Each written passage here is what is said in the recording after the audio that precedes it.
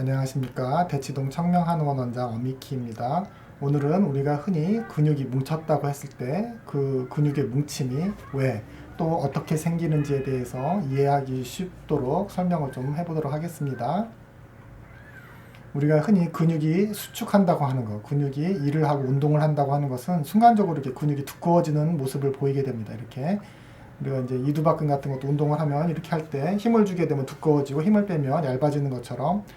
우리가 이렇게 육안으로 느낄 수 있고 손으로 만질 수 있는 센티미터 단위의 이런 근육이 두꺼워지는 이런 상태. 우리가 볼 때는 얼핏 볼 때는 이 전체 근육이 이런 식으로 거대하게 이렇게 수축을 해서 두께가 두꺼워지는데 이런 것들이 일어나는 실제 근육을 수축하는 실제 단위를 보면 그 실제 길이가 0.000002mm입니다. 그러니까 눈에도 보이지 않는 만큼 그 작은 단위에서 그 조그만 소기관들이 이렇게 움직여서 약간의 요 길이가 약간 줄어드는 이런 것들이 어마어마하게 많은 수가 동시에 작동을 하기 때문에 우리가 센티미터 단위로 두꺼워지고 줄어드는 걸 느낄 수 있는데 실제로는 이렇게 아주 작은 길이 아주 작은 그런 기관들이 조금씩 동시에 아주 많이 수축하는 그런 상황이라는 것을 일단 이해를 해야 되고, 그래서 이렇게 근육의 최소 수축 단위를 우리가 이제 근절이라고 하고, 이런 것들은 눈에 안 보일 정도로 굉장히 작은 사이즈입니다. 그래서 우리가 이제 센티미터 단위에서 저렇게 작은 단위의 어떤 수축을 이해하기 위해서는 그 가장 최소 수축 단위가 어떤 식으로 실제로 구성되어 있는지 한번 살펴보겠습니다. 이렇게 육안으로 보이는 저런 근육을 잘라내면 더 작은 하부 단위가 보이고 그 속에 또 다시 더 작은 수축 단위들이 또 보이게 됩니다. 그래서 그 속에 가장 굵은 케이블이 작은 하나의 실들이 모여서 이루어지듯이 이렇게 가장 작은 요 구조물, 요 부분은 이제 근절이라고 그러고 근육의 최소 수축 단위가 되고, 그 속을 보면 이렇게 머리와 꼬리라고 그러는데 여러 가지 머리가 달려있는 이런 구조물이 있고, 그 머리가 여기에 이제 렉기어처럼 이렇게 뭔가 건드릴 수 있는 그런 구조에 연결되어 있습니다. 그래서 우리가 이제 육안으로 볼 수 있는 근육의 이런 모습이 수축을 하면 이제 길이가 점점 줄어들게 되는데, 사실은 이게 센티미터 단위 이런 일들은 아주 마이크로한 단위의 것들이 너무나 많은 수가 너무나 일렬로 쭉 배열되어 있고 위아래로 배열되어 있어서 동시에 이런 식으로 아주 미세 운동들, 요 근육 안에서 일어나는 이런 미세 운동에 의해서 수축이 일어나는 겁니다. 그래서 요 위에 있는 요 구조물 이렇게 렉기어 요런 거라고 생각하시면 되겠어요. 그래서 요런 틈을 잡고서 밑에 있는 것들이 톱니바퀴처럼 요거 끝에 부분 요거 부분을 걸고서 한쪽으로 이렇게 잡아 당기는 그 아주 작고 엄청나게 빠른 이 미세 단위들의 움직임에 의해서 우리가 이제 거시적으로 볼 수 있는 그런 근육 수축이 일어나는 거고, 그리고 또 이제 다음을 이해하기 위해서 이런 근육 수축이 일어나는 데는 칼슘이 중요합니다. 그래서 이 근육의 최소 수축 단위인 근절에 칼슘이 많이 주변에서 이제 쏟아져 들어오면 수축이 일어나고, 그 칼슘이 빠져나가면 다시 이완이 일어납니다. 그러니까 근육의 수축에서 어떤 그 핵심적인 열쇠가 칼슘이라고 하는 것도 한번 이 그림을 보고 이해를 하자면, 이렇게 칼슘이 이제 근절 사이에 많이 모이면 근육이 이렇게 수축을 하고, 칼슘이 빠져나가면 다시 이완을 합니다.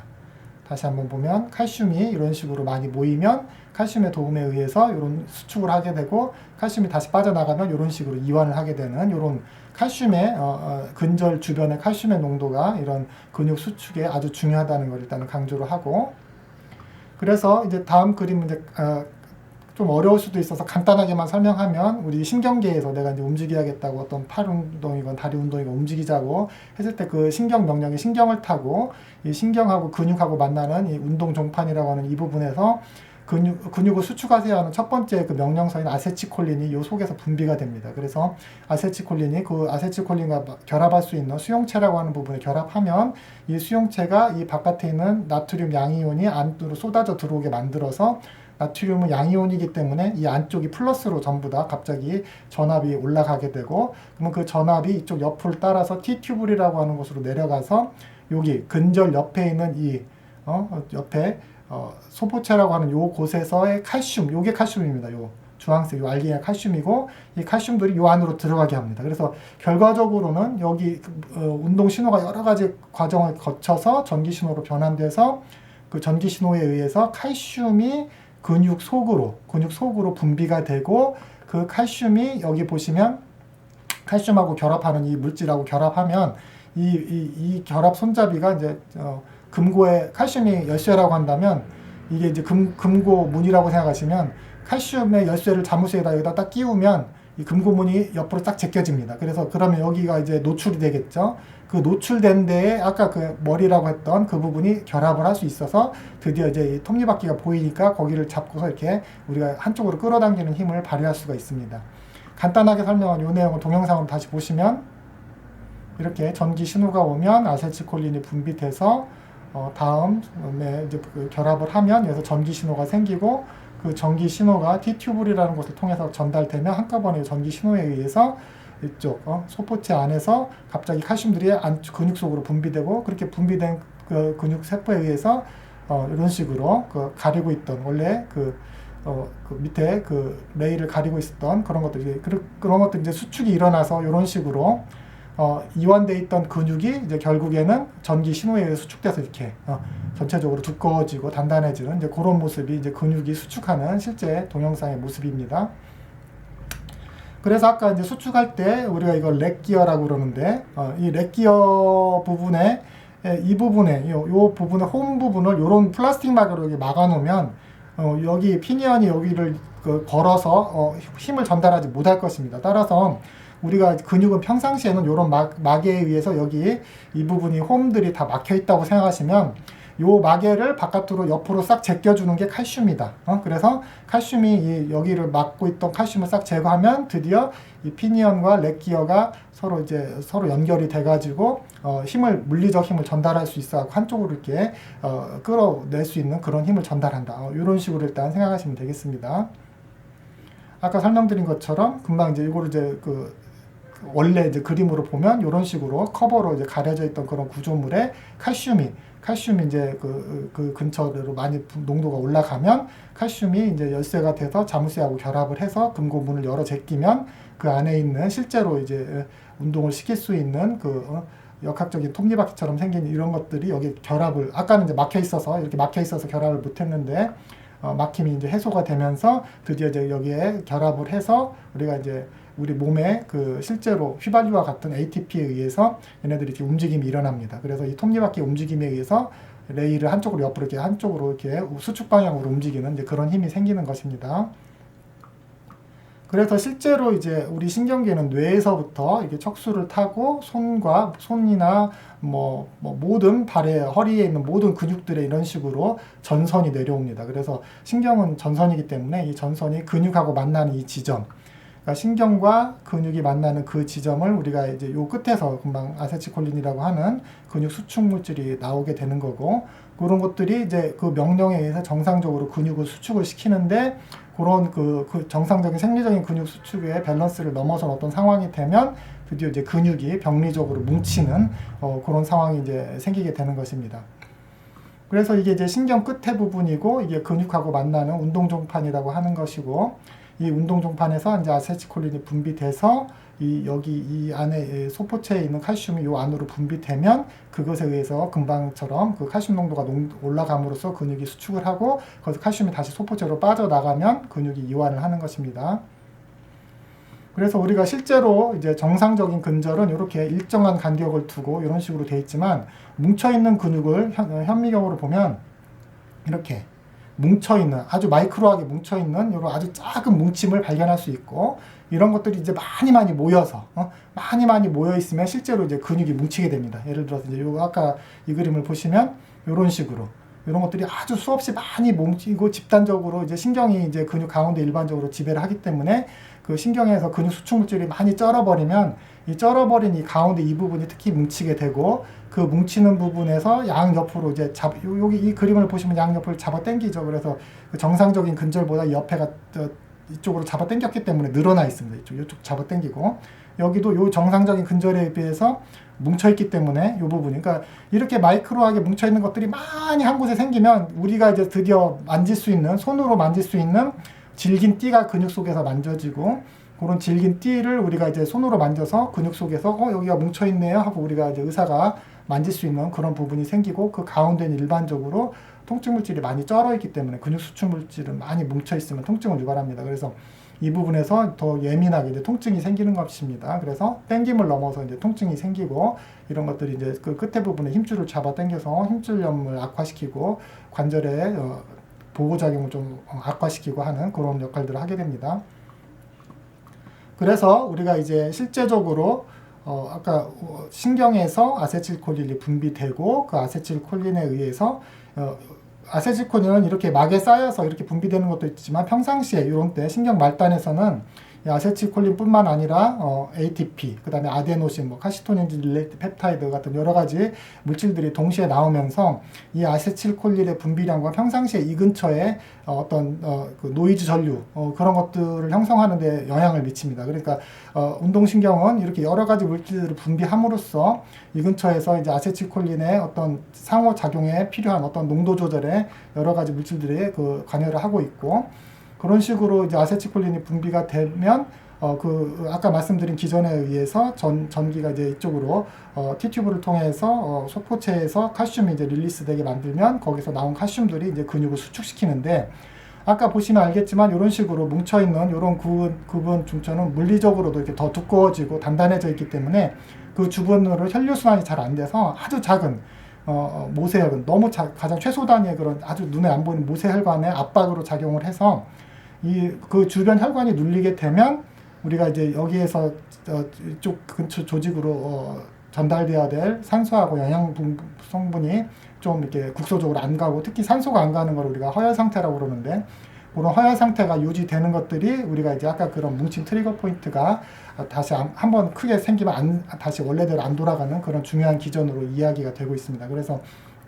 우리가 이제 실제로 여기 막 계속 수축을 하고 있기 때문에 그런 수축을 통한 여러 가지 산소와 영양물질이 필요한 에너지 요구량은 증가하는데 실제로는 주변 혈관이 눌려서 에너지의 서플라이 공급은 줄어들기 때문에 이제 여기 이제 에너지 위기라는 말이 서 있는데 이게 이제 석유의 중독 위기가 아니고 이런 세포 수준에서도 이런 에너지 위기가 있으면 그때 이제 통증을 유발하는 물질이 많이 이렇게 주변에 이제 예를 들어서 산성도라든가 저산소 환경 또는 이제 그런 환경에서는 이제 국소적으로 이제 산증이 생기기 때문에 산성도가 높아지게 되면 그때 나오는 어떤 물질들에 의해서 우리가 통증을 느끼게 되는 것입니다. 그래서 우리가 결국 근육이 정상적으로 이런 것들이 적정한 수준에서만 잘 유지될 때는 생리적으로 근육을 운동을 하면서 움직일 수 있지만 이런 밸런스가 깨지게 되는 여러 가지 상황들이 이제 근육을 뭉치게 합니다. 예를 들어서 요즘처럼 매우 추위가 추울 때 우리가 통상적으로 관절통, 근육통이 증가하는 이유도 예를 들어서 추위가 추우면 기본적으로 우리가 체열을 발산하지 않기 위해서 오그라들 때 혈관도 수축을 하기 때문에 그 혈관 수축은 안 그래도 기존의 저허혈 상태였던 그런 조직에 대해서 더 혈류가 안 가서 요 사이클을 더 악화시켜서 근육이 더 뭉치고 더 통증에 더 예민한 그런 상태로 바뀌게 되고 또 우리가 정신적인 스트레스를 받아도 목 근육이나 심지어 허리 근육이나 저작근이라든가 머리의 근육들이 더 뭉치게 되는 것도 우리가 이제 교감신경, 우리가 이제 스트레스라고 하는 건 교감신경이 항진이 되는 거기 때문에 이런 아드레너직 리셉터라든가 아니면 알파 아드레너직, 베타 아드레너직이라고 하는 그런 물질들에 의해서 아세틸콜린 분비가 더 증가하고 그래서 이제 근육 수축을 증가하는 그런 거가 연관이 있습니다. 또 피로라고 하는 것은 예를 들어서 아까 여기서 아세틸콜린이라고 하는 게 ATP라고 하는 물질하고 같이 신경 말단에서 분비될 때 그 ATP는 여기 아세틸콜린이 과도하게 분비되는 것을 어느 정도 막아주는 문턱 역할을 하는 그런 국소적인 환경을 조성합니다. 그래서 여기에는 ATP가 많이 고갈되는 어떤 그런 컨디션이 되면 또 이제 아세틸콜린이 과도하게 분비가 돼서 이렇게 또 근육이 더 수축하게 되는 그런 상황이 될 수 있는데 ATP라고 하는 게 우리 몸에 그러니까 여기에서 쓰일 때는 이제 근육을 수축하는데 이 움직임을 만드는데 실제적으로 도움을 주는 물질이지만 이 국소적인 신경하고 근육하고 만나는 이 국소 환경에서는 아세틸콜린의 분비를 어떻게 우리가 평상시에 조절하는 그런 문턱 같은 환경이어서 우리가 이제 여기가 ATP가 고갈되는 상황, 이쪽 에너지가 고갈되는 상황은 피로 상황 또는 반복적으로 너무 무리해서 전신적인 피로뿐만 아니라 국소 조직에 피로가 누적되는 상황, 또는 여러 가지 강한 외상을 당해서 근육이 이제 우리 몸을 보호하기 위해서 머슬 가딩이라고 하는데, 여러 가지 그런 수축 상황이 되면 외상을 당하거나 해서 하면, 그러면 이쪽 근처에서 우리가 이제 근육이 또 ATP가 많이 고갈되면서 아세틸콜린에 대한 문턱이 좀 사라짐으로써 더 증가된 아세틸콜린의 분비로 근육 긴장을 유발할 수도 있습니다. 또 한 가지, 평상시에 운동이 부족해도 평상시에 우리가 하는 운동의 양은 여기서 아세틸콜린이 분비되고 그것을 받아들이는 수용체가 거기에 맞게 우리가 이제 숫자가 조정이 됩니다. 그래서 운동을 많이 하면 여기 수용체도 증가해서 아세틸콜린에 대한 다음에 어떤 작용에 대한 강도, 수축에 대한 강도를 증가시킬 수 있는 준비를 물질적으로 구성을 하는데, 평상시에 운동이 부족하면 그런 것 자체, 수용체 자체도 숫자가 줄어들기 때문에 그런 상태에서 우리가 무리를 하게 되거나 피로가 쌓인다거나 외상이 온다거나 하면 반복적으로 무리를 하게 되면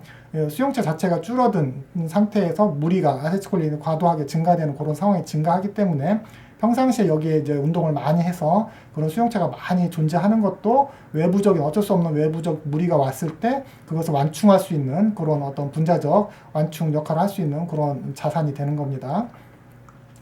그 다음에 이제 외상을 당해도, 이제 사고를 당해서 어떤 관절이나 주변 조직이 손상이 되면 근육이 보호해주기 위해서 더 이제 수축을 해야 되기 때문에 근육 증상들이 더 증가할 수 있게 되는 거고, 반복적 무리는 우리가 그날 하루 내가 500을 회복시킬 수 있는데 그날 한 700을 무리했다. 그러면 한 이틀을 잘 자면 그게 다 해결이 되겠죠. 근데 예를 들어서 내가 하룻밤 잠잘 때 500을 원래대로 되돌릴 수 있는데 내가 700을 무리하고 그 다음날 또 700 무리하고 매일 700씩 무리하면 200씩 쌓이는 것들이 예를 들어서 한 2000이 쌓이면 우리가 이제 증상으로 느끼고 이러는 거예요. 그래서 이제 처음에 똑같이 운동을 해도, 예를 들어서 한 달 전에 운동을 시작했는데 보름이나 한 달쯤 되면 나 똑같이 했는데 왜 아플까요? 왜 근육이 뭉칠까요? 이런 식으로 나올 때는 누적된 손상 때문에 그런 것들이 있기 때문에 좀 더 휴식기를 더 주는 그런 것들도 참고를 하시면 되겠고, 또 이제 여기 체질이라고 하는 것은 우리가 이제 사람에 따라서 이쪽에 있는 여러 가지 다양한 신경전달 물질에 대한 수용체들의 유전적 다양성이 있습니다. 유전적 다양성이 있어서 사람에 따라서 기본적으로 이쪽에 노이즈 전류, 그러니까 평상시 근육 긴장도에 관계되어 있는 여러 가지 노이즈 전류가 좀 더 높은 사람이 있고, 또 칼슘 농도를 조절하는 이런 기전에서 선천적으로 유전적인 자기가 받은 것 때문에 더 칼슘 농도가 더 많이 증가될 수 있는 그런 사람이 이제 유전적으로 그런 채널병증이라고 하는데, 그런 것들이 있는 사람들도 근육이 잘 뭉치는 그런 걸로 체질적으로, 그래서 이게 병적이지 않다 하더라도 온몸의 근육들이 잘 뭉치는 그런 체질들이 존재할 수 있고, 이제 그런 경우에는 무리를 하지 않는다 하더라도 평상시에 이제 근육이 잘 뭉칠 수 있습니다. 그리고 이제 근육이라고 하는 것이 항상 주변의 관절 상태, 그러니까 우리가 관절하고 근육은 전혀 다른 조직 같지만 주변 관절이 안 좋을 때도, 예를 들어서 MRI를 찍었을 때 허리 디스크가 나왔다거나 무릎에 연골이 많이 닳았다거나 하더라도, 예를 들어서 우리가 근육을 잘 단련을 해주거나 아니면 근육을 잘 풀어주거나 이러면 증상이 많이 호전됩니다. 그래서 증상이 호전됐나 MRI를 찍어보면 우리가 전혀 MRI 소견이 바뀐 게 아닙니다. 예전보다 통증이 90% 이상 사라졌는데 하고 그날 MRI 찍어보면 아프다고 했나라고 지금하고 거의 같습니다. 그러니까 우리가 현재 근육이 뭉친 거는 MRI에도 측정이 안 되고 있기 때문에 우리가 이제 수술할 어떤 큰 병변이 보이는 거는 MRI 도움을 받을 수 있겠지만, 그거와 별도로 MRI 소견이 서로 크다 하더라도 주변 근육에 대한 적절한 치료가 그런 여러 가지 관절 증상에 큰 도움이 된다는 것들은 이런 식으로 관절이 받는 모든 충격들을 대부분 근육이 대신해서 분산시켜주고 받을 수 있기 때문에 근육을 잘 관리하는 것이 결국 관절에 이롭게 된다는 것을 일단 생각하시면 되겠습니다. 그래서 아까 이것처럼 이렇게 미세하게 아주 작은 단위의 그런 뭉침들이 엄청나게 많이 모여서 그 자리에서 유독 더 뭉치는 자리가 이제 통증 유발점이 생기고, 그 통증 유발점 양 옆으로는 질긴 띠처럼 만져지는 그런 부분이 생깁니다. 그래서 우리가 이 부분을 가운데를 퉁퉁 튕기면 여기가 함몰이, 피부가 쑥쑥 함몰되는 그런 현상도 있습니다. 그래서 우리가 이제 근육 속에서 유독 더 질긴 띠를 찾아서 이제 그 바늘로 이걸 풀어주게 되는데, 우리가 이거를 바늘로 풀어주는 이유는 우리가 이제 예를 들어서 치과에서 양치질로 치석을 못 없애서 스케일링을 하듯이 근육도 조금밖에 안 뭉쳤을 때는 스트레칭이라든가 아니면 마사지를 가지고 어느 정도 풀어줄 수 있지만, 어느 수준을 넘어서는 그런 것들은 양치질로 치석을 못 없애듯이 근육 자체를 이렇게 물리적으로 바늘을 집어넣어서 그 부분을 이렇게 구멍을 내주고 풀어주고 그 사이로 혈류순환이 잘 되도록 이렇게 해줘서 실제로 이제 원래대로 원래 근육 조직으로 잘 돌아가게 그렇게 시술을 해주는 것이 가장 강력한 치료가 됩니다. 그래서 그런 치료 방법은 이런 식으로 근육에 특정하게 타우트 밴드를 잡고 안에서 꿈틀꿈틀 튀는 게 보이실 거예요. 이렇게 보시면 안에서 실룩실룩 튀고 근육을 풀을 때는 정확하게 풀면 이렇게 근육이 튑니다. 질긴 띠가 이렇게 움직이는 이런 반응을 볼 수 있고, 그러니까 지금 시술한 것은 이렇게 근육 안에 크게 뭉친 거로 사이즈를 줄여주는 겁니다. 따라서 우리가 이제 근육에 대해서 도움을 주는 방법은 실제로 이렇게 뭉친 것을 저런 식으로 바늘로 풀어서, 그러니까 1초 안에 끝나는 수술 같은 거죠. 여러 번, 몇 번, 10번 뭐 이 정도까지도 풀을 수 있는데, 그렇게 풀면 이제 사이즈가 이제 줄어들면 근육이 더 주변 관절에 충격을 받아주고 하는데 충분히 더 좋은 상태가 되는 거고, 우리가 운동을 한다고 하는 것은 이 가운데와 별도로 이 외부에 이 부분이 충분히 더 튼튼해져 가지고 또 이제 근육이 또 건강한 상태가 되는 것을 말합니다. 그래서 통증이 없을 때는 상관없지만 통증이 있거나 땡김이나 이런 것들이 심할 때는 이런 식으로 강제적으로 풀어가지고 더 나은 근육 상태를 만들어줄 수가 있습니다. 그래서 근육이 뭉친 점은 이렇게 근육 결이 여러 가지가 있지만 그 중에 유독 잘 생기는 부위들이 존재하고, 그 부분은 심해지면 단지 이게 국소적으로 목이 땡겨갖고 목을 못 움직이는 것뿐만 아니라 통증이 이렇게 두통으로 올라가는, 그래서 우리가 이제 목의 근긴장성 두통이 실제 두통의 70%를 차지할 정도로 두통의 원인은 70%가 근긴장성 두통이기 때문에, 예를 들어서 이런 식으로 머리가 이제 아픈 것들을 목에를 치료해서 좋아지는 경우도 많고, 특히나 이제 뒷골 쪽으로 많이 땡기면서 불편하고 아플 때는 여기 이 부분에 풀어서 이쪽으로 퍼지는 연관통을 이제 해결해 줍니다. 그래서 이 부분을 시술하는 걸 보시면 이렇게 처음에는 튀지 않지만 두 번째 넣었을 때는 이렇게 튑니다. 이렇게 튀는 반응을 보고 우리가 제대로 근육이 질긴 띠 부분을 통증 유발점을 정확하게 풀었구나 하는 걸 우리가 환자 맞는 사람도 느끼고 저희도 이제 시술하면서 느끼고 제3자 구경하는 사람도 시술이 잘 이루어졌는지 알 수 있습니다. 다리도 이렇게 발 쪽으로 불편함을 느끼는 게 사실은 발바닥이 아니라 실제로는 그 위에서 내려가거나 그런 뭐 발이 시리다거나 열이 난다는 사람도 이런 부분을 풀어서 통증뿐만 아니라 이상 감각을 발바닥에서 느낄 수 있기 때문에 이런 데를 풀어서 좋아지는 경우도 많고, 이렇게 다리 옆으로 이렇게 내려가거나 발까지 내려가거나 다리 뒤로 내려가는 이런 증상도 통증이나 뭐 땡김이나 뭐 찌릿찌릿 내려간다고 하는 증상도 이 골반의 근육을 풀어서 이렇게 한두 번만 치료해도 현격하게 줄어드는 것을 저희가 볼 수 있는데, 그거는 그 내려가는 증상의 원인이 이제 허리가 아니라 엉덩이의 근육 무징 때문에 생기는 것이고,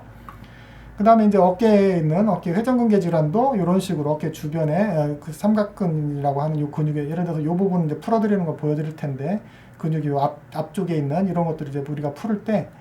보시면 아까 여기 이 부분을 튕길 때 그 피부가 함몰된다고 그랬잖아요. 그러면 이제 우리가 바늘로 찾을 때 이 옆에를 찾으면 잘 못 찾습니다. 그래서 치료가 잘 안 되고 딱 이 부분을 뚫으려고 할 때 저희가 이제 임상적으로 이렇게 튕깁니다. 이렇게 튕기면 이렇게 쭉 시술할 때도 이제 여기가 튕기는 게 보이고,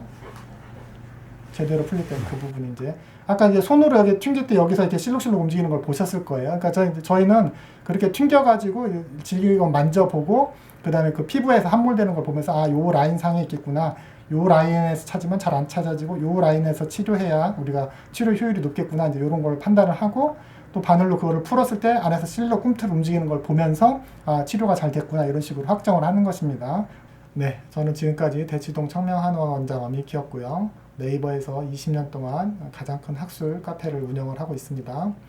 우리가 흔히 근육이 뭉친다고 했을 때 그 작은 단위에서 큰 거시적인 것까지 어떤 일이 벌어지는지 간단히 설명을 해봤는데 약간 어려운 내용이 있어서 살짝 걱정이 되기도 합니다. 다음에도 재밌는 내용으로 찾아뵙도록 하겠습니다. 감사합니다.